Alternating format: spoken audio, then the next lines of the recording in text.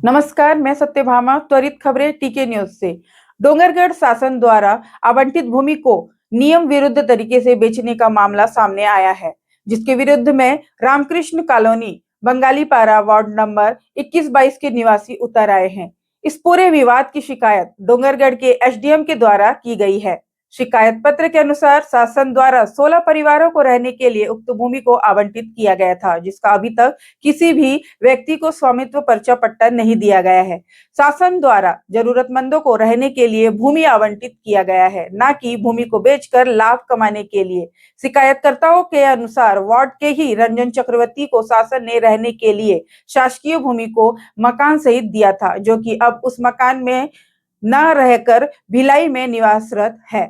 लिहाजा वह अपनी शासकीय आवंटित भूमि किसी धर्म विशेष व्यक्ति को ज्यादा पैसे कमाने के लालच से बेच रहे हैं, जिसमें स्थानीय भूमि दलाल भी सक्रिय है। वहीं इस मामले में डोंगरगढ़ तहसीलदार नीलकंठ जनबंधु ने विधिवत जांच की बात कही है। आगे आप देखिए डोंगरगढ़ से राहुल ओझा की ग्राउंड रिपोर्टिंग। मैं राहुल ओझा, त्वरित खबरें समाचार से आप देखना चालू कर चुके हैं। त्वरित खबरें समाचार।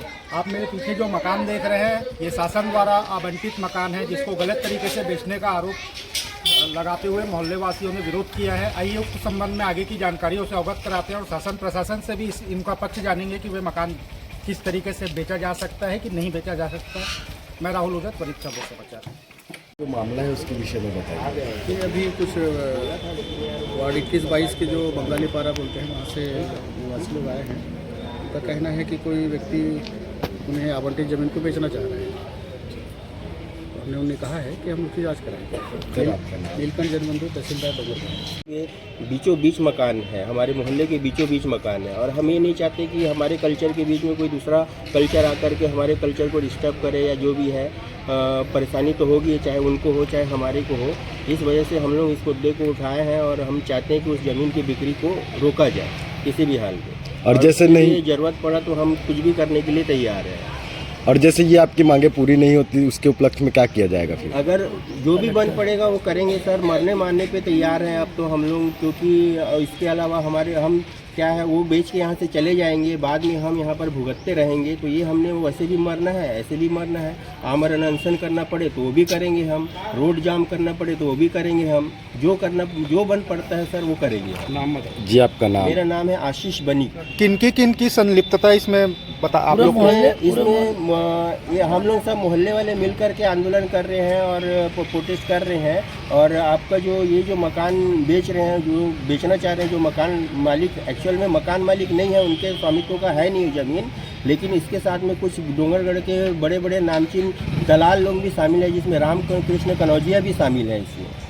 और उनके साथ में 2-3 और दलाल लोग शामिल है जो भारी मात्रा में पैसा कमाना चाहते हैं। और ये सरकारी संपत्ति है जो हमको खाली रहने के लिए दिया गया था, ना कि बेच के पैसा कमाने के लिए दिया गया है। ये सरकारी आवंटित ज़मीन है जो कि गवर्नमेंट ने हमें रहने के लिए दिया हुआ है। अब क्या है, कुछ लोग यहाँ से दूसरे जगह में ज़मीन जायदाद खरीद लिए हैं, लेकिन गवर्नमेंट का परमिशन तो खाली यहाँ रहने के लिए दिया गया था, ना कि इसको बेच करके पैसा कमाने के लिए। तो चूँकि जो बेच रहे हैं वो भी मोहल्ले के बीच का ज़मीन है और वो भी भारी पैसे का मामला है इसमें, और बहुत ज़्यादा मतलब कीमत में, जितना कीमत नहीं है उससे ज़्यादा कीमत में लेन देन चल रहा है। कमीशनों का कमीशन खोरी वगैरह चल रहा है इस मामले में। और मोहल्ले में क्या है, अपन जो है सब हिंदू धर्म के लोग रहते हैं, तो अब इसमें क्या है, किसी दूसरे धर्म को पैसे के नाम से दे करके ज़्यादा पैसा कमाने की फिराक में लोग बैठे हुए हैं और कर रहे हैं ये काम को, जबकि उनको पैसे की कोई ज़रूरत नहीं है। उसके बाद भी वो रहना नहीं चाहते यहाँ पर, तो मकान को भारी कीमत में बेचना चाह रहे हैं। तो इस पे आप लोग क्या कार्रवाई चाहते हैं? हम लोग चाहते हैं कि ये मकान जो है किसी दूसरे धर्म को ना दिया जाए, ताकि मोहल्ले का माहौल खराब होगा और हमारा जो कल्चर है वो ख़राब ना हो। क्या है, एक ही कल्चर के लोग पूरे आसपास में बसे हुए हैं, बीच में कोई दूसरे आकर के बस जाएंगे तो उसके बाद फिर हमारे मोहल्ले का माहौल ख़राब होना है। इस वजह से हम लोग क्या है, चाहते हैं कि ये मकान को, मतलब हालांकि ये गवर्नमेंट का है, बेचने का अधिकार उनका है नहीं, तब भी वो कैसे बेच सकते हैं और दलाल लोग कैसे दलाली करके इसमें कमीशन खा सकते हैं। हमारा बस सवाल ही है, न कागज है, न पर्चा पट्टा है, न कुछ है। अभी तक स्वामित्व का अधिकार हम लोगों को मिला नहीं है। तो जब स्वामित्व का अधिकार ही नहीं मिला है तो फिर ये कैसे ज़मीन को बेच सकते हैं? हमारी आपत्ति यहीं पर है मेन। प्रशासन से आप लोग प्रशासन से मतलब हम लोग सहायता की उम्मीद करते हैं, कुछ मदद करे और इनको रोक लगाए, ना बेच पाए, कमीशनखोरी ना हो।